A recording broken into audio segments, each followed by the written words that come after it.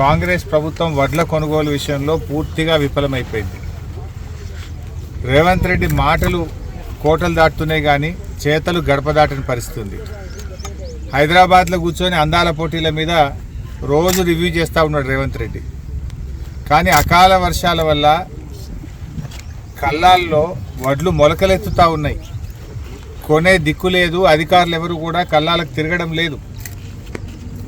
రైతులు బోరున విలపిస్తూ ఉన్నారు. మూలిగే నక్క మీద తాటిపండు పడ్డట్టు అయిపోయింది రైతుల పరిస్థితి. నీ పుణ్యమాని రుణమాఫీ కాకపాయే, రైతు బంధు వడకపాయే, ఏదో కష్టపడి ఆరుగాలం కష్టం చేసి అప్పులు తెచ్చి పంట పండిస్తే ఈ వడగళ్ల వానతో అకాల వర్షాలతో పండిన పంట కొనే దిక్కులేక ఇలా రైతులు తీవ్రమైనటువంటి ఆవేదనలో ఉన్నారు. రేవంత్ రెడ్డి కొంచెం రైతుల గురించి పట్టించుకో. చిల్లర మాటలు మాట్లాడు కాదు. రాష్ట్ర ఆదాయం పెంచడం చేత కాదంటావు, అప్పులు ఉడతలేవని మాట్లాడుతావు. అసలు నువ్వు ఒక ముఖ్యమంత్రిగా నువ్వు పూర్తిగా ఫెయిల్ అయిపోయినావు.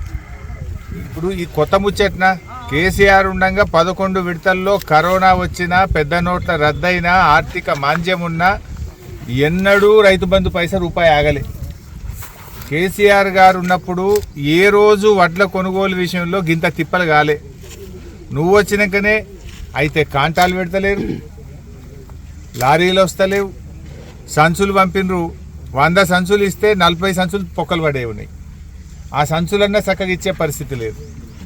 అసలు నువ్వు గన్ని బ్యాగులు కూడా కొత్తవి కొని రైతులకు ఇచ్చే తెలివి తేటలు కూడా మీకు లేవా అని నేను అడుగుతా ఉన్నా. ఇక సంచులు కూడా సప్లై చేసే చేతన అవుతలేదా మీ గవర్నమెంట్కు? నా గన్ని బ్యాగులు దొరికాయి, లారీలు రావు, కాంటాలు పెట్టరు, ఆ మిల్లులకు పోతే దించుకోడు, 5 కిలోల తరగంటున్నారు, రైతుల్ని ఇబ్బంది పెడతా ఉన్నారు. నేను ఇలా సిద్దిపేట రూరల్ మండలం ఇరుకోడు గ్రామంలో వస్తే ఏ కుప్పలో చేయి పెట్టినా కూడా మొలకెత్తిన వడ్లే కనబడతా ఉన్నాయి. హైదరాబాద్లో కూర్చొని ఉత్తమ్ కుమార్ రెడ్డి ఏమో మేము కొంటున్నాం అని ఏడగొంటున్నాం. మరి మొలకలెత్తి ఈరోజు వడ్లు నల్లబడిపోతున్నాయి. ఇప్పుడు వర్షం పడంగానే వెంటనే ఎత్తి రైస్ మిల్లులకు అలాట్మెంట్ ఇచ్చి బాయిల్డ్ రైస్ చేసుకోవచ్చు కదా. రెవెన్యూ వ్యవస్థ ఏం చేస్తున్నారు? కలెక్టర్లు, ఆర్డీఓలు, ఎంఆర్ఓలు, DM civil supplies, agriculture department ఏం చేస్తుంది అని నేను అడుగుతా ఉన్నా.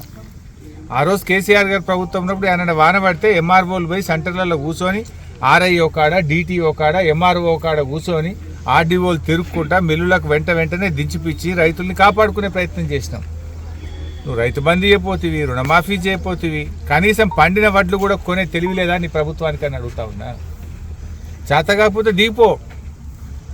ఎందుకంటే నువ్వు అప్పు ఉట్టదంటావు, పైసా పెంచనంటావు, వడ్లు కొననంటావు, రైతు బంధు వేయనంటావు, రుణమాఫీ చేయనంటావు. మరి ఇంకా నువ్వు ఎందుకున్నావు?